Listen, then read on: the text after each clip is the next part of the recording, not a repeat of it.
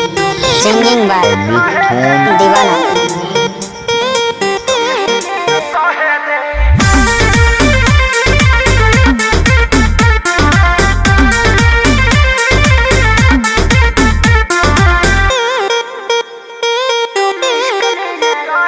मेरे बाबू मेरे सोना, तुम इश्क में ना रोना।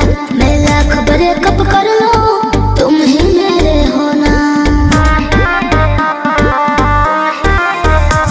मेरे बाबू मेरे सोना, तुम इश्क में ना रोना।